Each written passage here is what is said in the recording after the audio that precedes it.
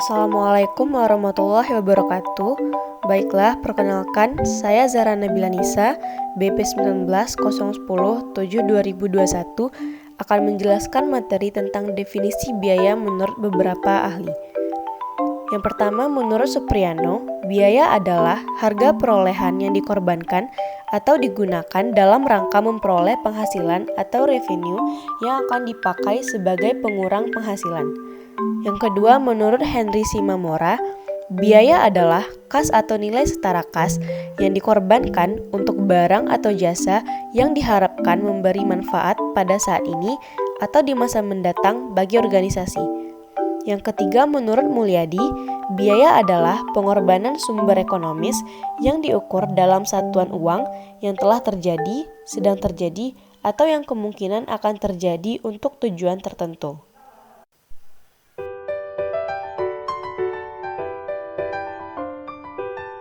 Selanjutnya yang keempat, menurut Masya Holmi, biaya adalah pengorbanan sumber daya atau nilai ekuivalen kas yang dikorbankan untuk mendapatkan barang atau jasa yang diharapkan memberi manfaat di saat sekarang atau di masa yang akan datang bagi perusahaan. Yang kelima, menurut Usri dan Hammer, memberikan pandangan bahwa biaya adalah suatu nilai ukur prasyarat atau pengorbanan yang dilakukan guna memperoleh manfaat. Yang keenam, menurut Hernanto, biaya adalah sejumlah uang yang dinyatakan dari sumber-sumber ekonomi yang dikorbankan atau terjadi atau akan terjadi untuk mendapatkan sesuatu atau untuk mencapai tujuan tertentu.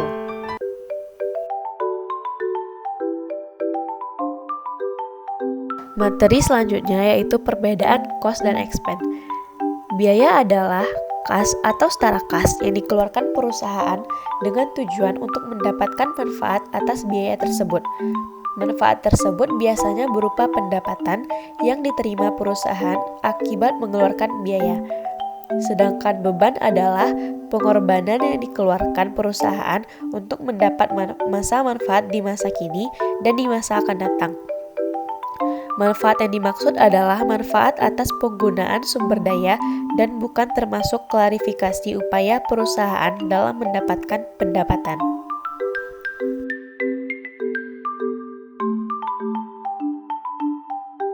Selanjutnya yaitu objek biaya. Objek biaya adalah unsur apapun yang kepadanya biaya dibebankan.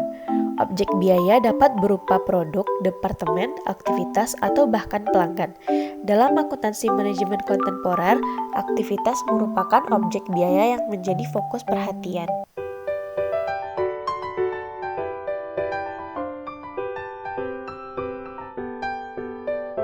Selanjutnya, klasifikasi biaya. Klasifikasi biaya yang pertama yaitu klasifikasi biaya berdasarkan sifat. Yang pertama yaitu biaya bahan. Biaya bahan adalah biaya bahan baku dan biaya terkait seperti biaya pengadaan, pajak, asuransi, pengiriman masuk, dan lain-lain. Yang kedua, biaya tenaga kerja. Biaya tenaga kerja adalah gaji dan upah yang dibayarkan kepada karyawan, yaitu karyawan tetap, sementara, atau kontrak yang bekerja di suatu organisasi. Ini juga termasuk kontribusi, PF, bonus, komisi, insentif, tunjangan, upah lembur, dan lain-lain. Yang ketiga, biaya lainnya, yaitu semua biaya overhead lainnya tidak termasuk material dan tenaga kerja berada di bawah kepala ini. Beberapa di antaranya adalah pengemasan, promosi, biaya pemrosesan pekerjaan, dan lain-lain.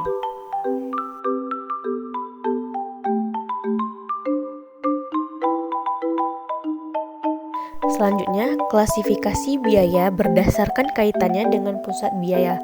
Yang pertama, biaya langsung. Biaya langsung adalah biaya signifikan yang terkait langsung dengan proses produksi. Ini dapat dilihat sebagai biaya utama untuk bisnis apapun. Ini dibagi lagi menjadi biaya bahan langsung, biaya tenaga kerja langsung, dan biaya langsung lainnya. Yang kedua yaitu biaya tidak langsung. Biaya tidak langsung adalah biaya yang tidak dapat dialokasikan secara langsung ke proses produksi tertentu. Ini adalah biaya sekunder dan umumnya dilihat dari 3 jenis biaya material tidak langsung, biaya tenaga kerja tidak langsung, dan biaya tidak langsung lainnya.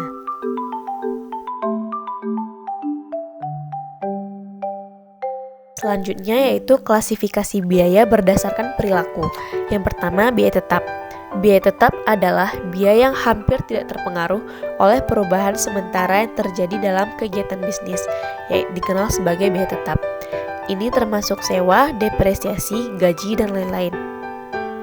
Yang kedua, biaya variabel, yaitu biaya yang berubah secara profesional dengan perubahan kuantitas produksi atau aktivitas bisnis lainnya disebut dengan biaya variabel. Contohnya seperti bahan mentah, pengemasan, komisi penjualan, upah, atau sejenisnya adalah biaya variabel. Yang ketiga, biaya semi variabel. Biaya yang cukup dipengaruhi oleh perubahan kegiatan bisnis disebut biaya semi variabel. Ini termasuk konsumsi daya, biaya pemeliharaan, biaya manajemen, biaya pengawasan, dan lain-lain.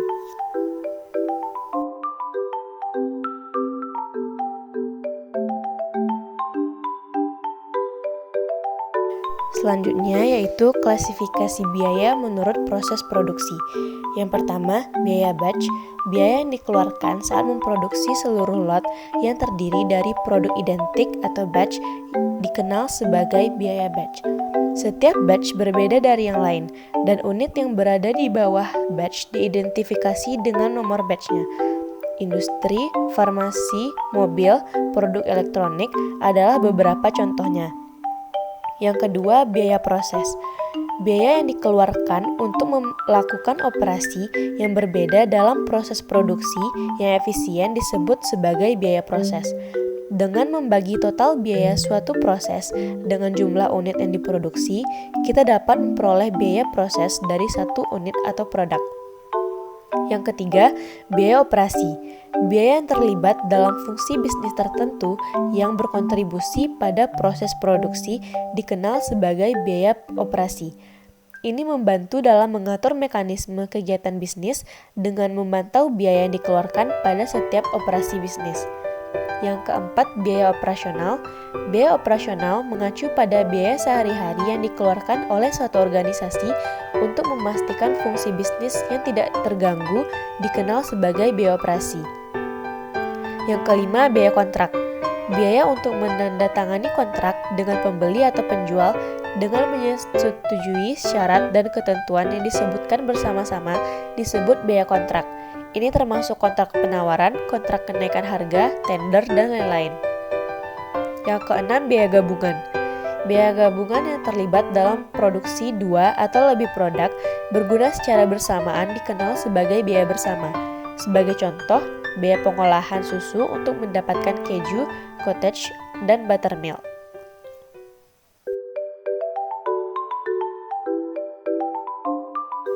Selanjutnya, klasifikasi biaya berdasarkan waktu.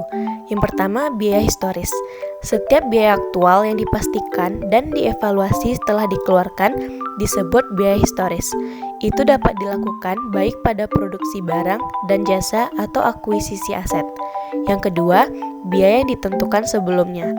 Biaya yang dapat diidentifikasi dan dihitung sebelum produksi barang dan jasa berdasarkan faktor biaya dan data disebut biaya yang telah ditentukan sebelumnya. Ini bisa berupa biaya standar atau perkiraan biaya. Yang ketiga, biaya standar. Biaya aktual yang telah ditentukan sebelumnya sesuai dengan norma dan pedoman tertentu untuk diberikan sebagai dasar pengendalian biaya disebut sebagai biaya standar. Yang keempat, perkiraan biaya. Biaya operasi bisnis yang dianggap berdasarkan pengalaman dikenal sebagai perkiraan biaya. Hal tersebut hanya berdasarkan asumsi dan oleh karena itu dianggap kurang akurat untuk menentukan biaya sebenarnya.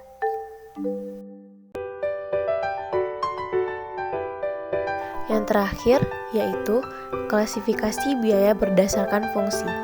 Yang pertama, biaya produksi. Biaya produksi terdiri dari semua biaya langsung dan tidak langsung yang timbul dalam produksi barang dan jasa. Yang kedua, biaya administrasi. Biaya yang terlibat dalam aktivitas manajemen organisasi seperti listrik, alat tulis, biaya telepon, sewa, dan lain-lain. Ini juga dikenal sebagai overhead administrasi. Yang ketiga, biaya penjualan. Biaya tidak langsung yang timbul pada fungsi penjualan barang dan jasa seperti iklan, promosi, penelitian, layanan pelanggan, dan lain-lain, dimasukkan ke dalam biaya penjualan. Yang keempat, biaya distribusi. Biaya distribusi mengacu pada biaya yang dikeluarkan untuk membuat barang atau jasa tersedia bagi pelanggan. Ini adalah pergudangan, layanan pengiriman, transportasi, dan lain-lain. Yang kelima, biaya penelitian dan pengembangan. Penelitian penting untuk mengembangkan produk baru atau memodifikasi produk yang sudah ada. Biaya yang dikeluarkan untuk tim peneliti, pelaksanaan penelitian, temuan, dan lain-lain termasuk dalam kategori ini.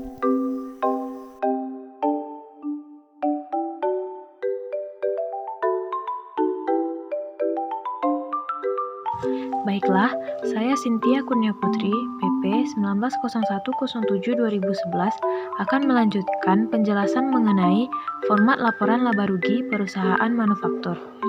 Di sini kami tampilkan salah satu contoh format laporan laba rugi perusahaan manufaktur. Langkah pertama yang kita lakukan yaitu mencari penjualan bersih dengan cara penjualan dikurangi dengan retur penjualan dan potongan harga, maka akan didapatkan penjualan bersih. Langkah yang kedua, mencari harga pokok penjualan dengan cara persediaan barang jadi awal ditambah dengan harga pokok produksi, maka akan didapatkan barang tersedia untuk dijual atau yang biasa disebut dengan BTUD. Lalu, BTUD dikurangi dengan persediaan barang jadi akhir, maka dapatlah harga pokok penjualan. Lalu, penjualan bersih dikurangi dengan harga pokok penjualan menghasilkan laba kotor. Langkah yang selanjutnya yaitu menghitung biaya-biaya atau beban-beban yang terjadi selama periode akuntansi. Misalnya, total biaya penjualan dan juga total biaya administrasi. Nanti akan didapatkan total biaya operasional. Jadi, laba kotor dikurangi dengan total biaya operasional menghasilkan laba usaha bersih.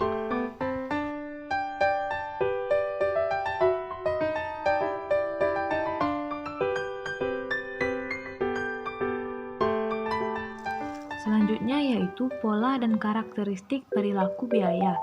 Yang pertama, biaya tetap atau fixed cost, yaitu biaya yang totalnya tidak dipengaruhi oleh perubahan output driver aktivitas dalam rentang relevan tertentu, tetapi secara per unit berubah. Atau dapat disebut juga sebagai biaya yang selalu tetap secara keseluruhan tanpa terpengaruhi oleh tingkat aktivitas. Biaya tetap ini tidak akan terpengaruhi oleh perubahan aktivitas produksi yang dilakukan oleh perusahaan.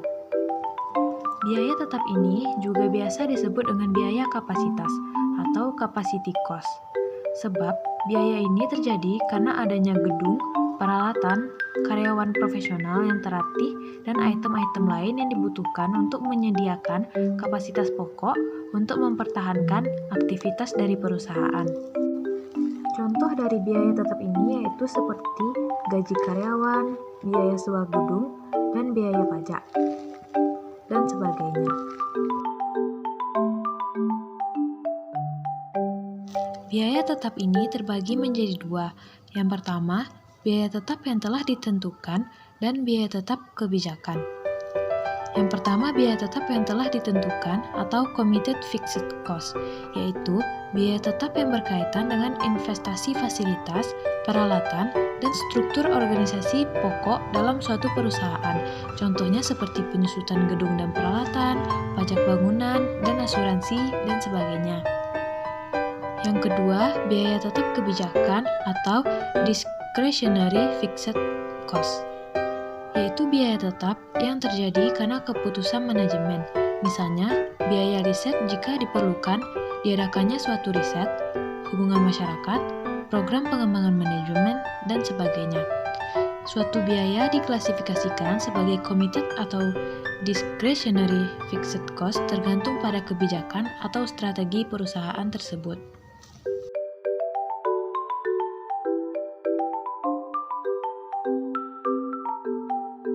Yang kedua yaitu pola dan karakteristik perilaku biaya variabel atau variable cost, yaitu biaya yang jumlahnya berubah secara proporsional terhadap perubahan tingkat aktivitas.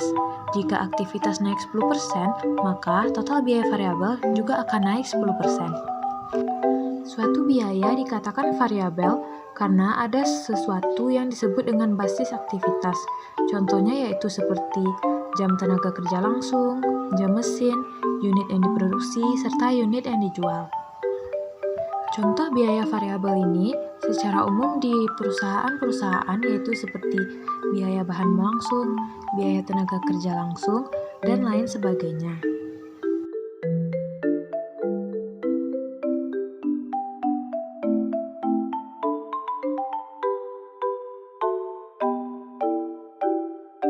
Selain itu, contoh biaya variabel, porsi, dan tipe biaya variabel juga sangat tergantung pada tujuan dan struktur dari perusahaan. Misalnya pada perusahaan dagang, contoh biaya variabelnya yaitu dalam harga pokok penjualan. Di perusahaan manufaktur, seperti di biaya produksi, bahan baku, dan biaya tenaga kerja, dan juga pada biaya overhead. Pada perusahaan dagang dan perusahaan manufaktur, seperti biaya penjualan, biaya umum dan ADM, komisi, biaya pengiriman, dan lain sebagainya. Sedangkan contoh di perusahaan jasa yaitu seperti bahan habis pakai, bahan perjalanan, dan sebagainya.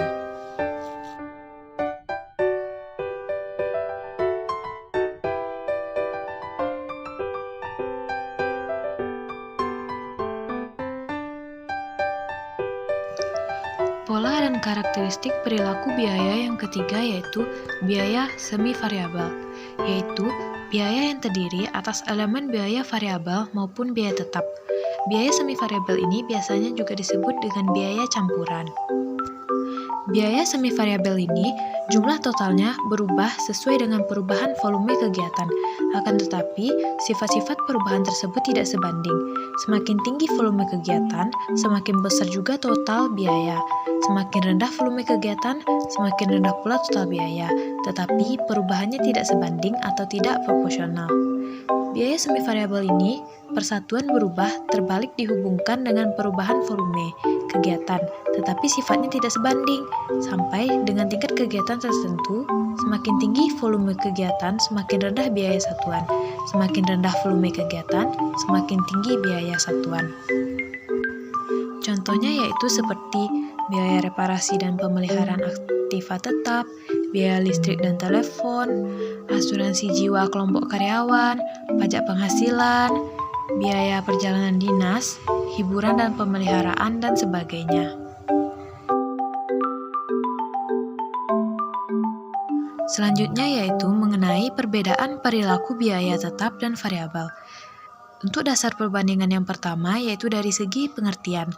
Biaya tetap yaitu biaya yang tetap sama, terlepas dari volume yang dihasilkan. Sedangkan biaya variabel, biaya yang ikut berubah sejalan dengan perubahan dalam output. Segi yang kedua yaitu dari segi penilaian, untuk biaya tetap, waktu terkait, dan untuk biaya variabel, volume terkait. Yang ketiga, pada waktu terjadi. Biaya tetap ini biaya yang tetap sama, terlepas dari volume yang dihasilkan, sedangkan biaya variabel hanya akan terjadi ketika unit diproduksi. Yang keempat, biaya satuan. Di biaya tetap, biaya ini merupakan harga satuan setiap unit. Jika unit yang diproduksi meningkat, biaya tetap per unit menurun, begitupun sebaliknya, sehingga biaya tetap per unit berbanding terbalik dengan jumlah output yang dihasilkan. Sedangkan di biaya variabel tetap sama dalam produksi per unitnya. Yang kelimanya dari segi perilaku, untuk biaya tetap konstan untuk jangka waktu tertentu, sedangkan untuk biaya variabel berubah dengan perubahan tingkat output. Selanjutnya dari segi kombinasi dari. Biaya tetap yaitu kombinasi dari overhead produksi tetap, biaya administrasi tetap, biaya penjualan tetap, dan distribusi overhead. Sedangkan biaya variabel yaitu kombinasi dari bahan langsung, tenaga kerja langsung, beban langsung, variabel produksi overhead, variabel penjualan, dan distribusi overhead. Selanjutnya dari segi contohnya. Contoh biaya tetap yaitu penyusutan, sewa, gaji, asuransi, pajak, dan lain sebagainya. Sedangkan biaya variabel seperti bahan baku, upah, komisi penjualan, biaya pengepakan, dan lain-lain yang sejalan dengan berjalannya produksi secara langsung.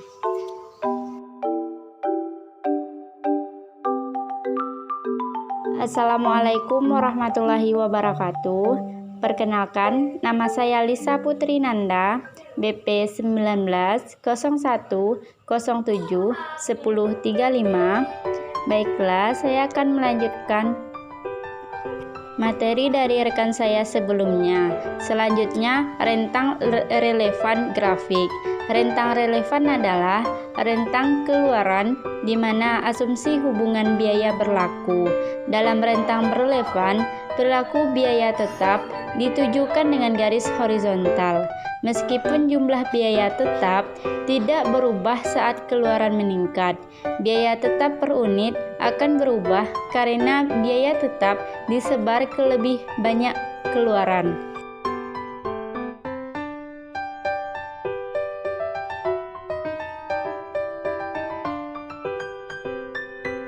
Contoh dalam aktivitas sewa, mesin pemotong saat disewa dapat memproduksi hingga 240 unit potong. Rentang yang relevan adalah 0 sampai 240 per unit. Tingkat keluaran dengan jumlah biaya tetap konstan. Perusahaan membayar $60.000 per tahun dengan sewa peralatan. Tidak peduli apakah mesin tersebut tidak memproduksi 60.000 atau 120.000, harga yang dibayar perusahaan masih 60.000. Secara nyata, garis ini menunjukkan biaya tidak berubah ketika tingkat keluaran bervariasi.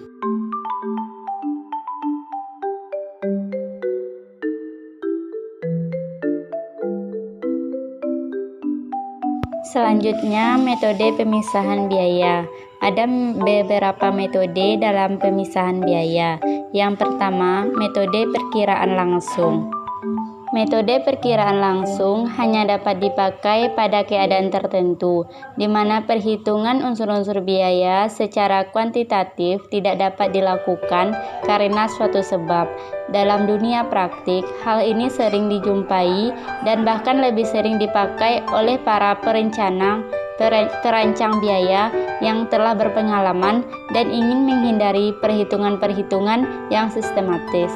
Meskipun demikian, dapat dikatakan bahwa metode ini dapat digunakan begitu saja tanpa perhitungan data yang berhubungan, karena metode ini dapat dilaksanakan dalam dua bentuk. Pertama, berdasarkan perkiraan pihak yang terlibat langsung dan bertanggung jawab dalam proses produksi. Yang kedua, dengan berdasarkan pada analisa data historis dan kebijakan-kebijakan manajemen. Beberapa keadaan yang secara umum di mana praktik langsung layak digunakan. Yang pertama, suatu bagian baru saja didirikan, sehingga data historis biaya di bagian tersebut tidak tersedia atau tidak memadai. Kedua, dilakukannya kegiatan yang tidak rutin, yang dalam menimbulkan biaya yang cukup besar pada perusahaan. Yang ketiga, mulai dipakainya mesin baru, sehingga perusahaan bekerja dengan kapasitas baru. Yang keempat, terjadi perubahan pada metode produksi. Yang kelima, terjadi perubahan-perubahan manajemen yang mungkin dapat mempengaruhi pola biaya. Yang kedua, metode tinggi rendah. Metode tinggi rendah adalah suatu metode untuk menentukan persamaan suatu garis lurus dengan terlebih dahulu memiliki dua titik yang dapat digunakan untuk menghitung parameter pemintas dan kemiringan. Titik tinggi didefinisikan sebagai titik dengan tingkat output atau aktivitas tertinggi, sedangkan titik rendah didefinisikan sebagai titik dengan output atau aktivitas terendah. Dari geometris dasar, kita mengetahui bahwa dua titik diperlukan untuk menentukan suatu garis. Yang ketiga, metode diagram pencar. Metode Carter graph adalah suatu metode penentuan persamaan suatu garis dengan memplat data dalam suatu grafik. Keunggulan signifikan metode scatter plot adalah memungkinkan kita untuk melihat data secara visual. Yang keempat, metode korelasi. Metode pemisahan biaya dengan menggunakan konsep statistik korelasi. Fungsi matematis dibuat berdasarkan analisis hubungan antara dua variabel, yaitu variabel Y yang mewakili biaya dan variabel X yang mewakili satuan kegiatan. Yang kelima, metode matematis. Metode pemisahan biaya dengan menggunakan metode matematis di mana Y sama dengan A tambah BX kali Y mewakili jumlah biaya, Y mewakili jumlah biaya, dan X mewakili volume kegiatan, B mewakili biaya tetap, dan B mewakili biaya variabel per unit. Penyusunan fungsi matematis dilakukan dengan memperhatikan sifat dan karakteristik biaya.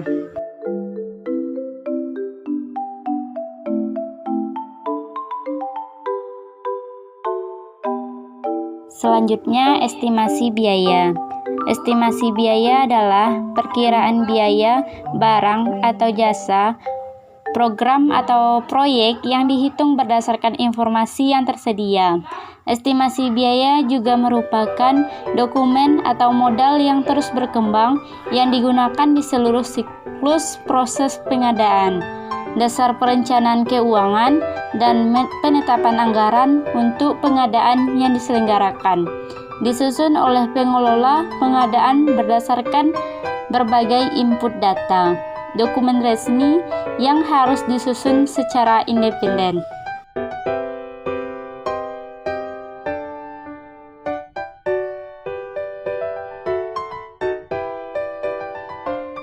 Ada beberapa jenis estimasi biaya. Yang pertama, estimasi perencanaan. Perkiraan biaya secara kasar dalam rentang nilai yang wajar disusun hanya untuk tujuan informasi. Yang kedua, estimasi anggaran. Perkiraan berdasarkan data biaya yang didefinisikan dengan baik dan berdasarkan pedoman aturan yang berlaku. Yang keempat, estimasi independen. Angka yang didapatkan dari data biaya cukup wajar untuk digunakan dalam kontrak yang mengikat. Yang keempat, estimasi maksimum minimum. Jumlah maksimum dan minimum yang diperlukan untuk menjelaskan suatu tugas berdasarkan estimasi biaya yang ketat.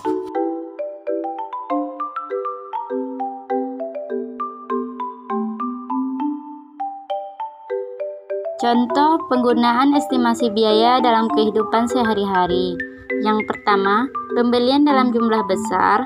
Kedua, pembayaran bulanan. Tiga, anggaran rumah tangga, keuangan pribadi. Estimasi biaya sekaligus dilihat dari berbagai hal konsep sangat kompleks dan membebani. Hal ini tanpa kita sadari, kita menggunakan estimasi biaya dalam kehidupan sehari-hari. Contoh, Kim Wilson, pengontrol McIntyre, memutuskan untuk memperkirakan konsep tetap dan variabel yang berhubungan dengan aktivitas pengiriman perusahaan. Dia mengumpulkan data berikut untuk 6 bulan terakhir. Yang pertama, paket yang dikirim 10 dengan biaya 800. Yang kedua, 20 dengan biaya 1.100. Yang ketiga, 15 dengan biaya 900. Yang keempat, 12 dengan biaya 900. Yang kelima, 18 dengan biaya 1050. Yang keenam, 25 dengan biaya 1250. Diminta estimasi komponen tetap dan variabel untuk biaya pengiriman dengan menggunakan metode tinggi rendah. Berdasarkan rumus biaya tersebut, prediksikan jumlah biaya pengiriman jika 16 paket dikirim. Yang kedua, estimasi komponen tetap dan variabel dengan menggunakan metode akurat terkecil. Berdasarkan rumus biaya tersebut, prediksikanlah jumlah biaya pengiriman jika 14 paket dikirim. Yang ketiga, pada metode akurat terkecil, jelaskan apa arti koefisien determinasi dan hitunglah koefisien korelasinya. Untuk penyelesaiannya, yang pertama, estimasi biaya tetap dan variabel dengan menggunakan metode tinggi rendah. Yang pertama, tarif variabel. Ada 1.250 dikurang 800 dibagi 25 dikurang 10 sama dengan 450 dibagi 15 sama dengan 30 per paket.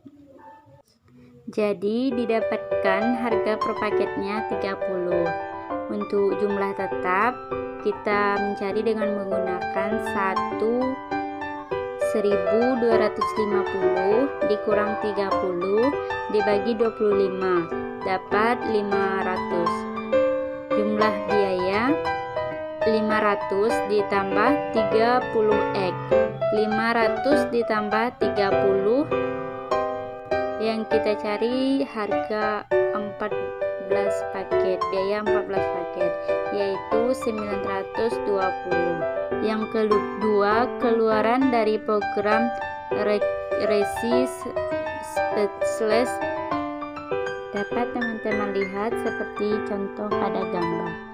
Demikian yang dapat saya sampaikan. Saya akhiri dengan assalamualaikum.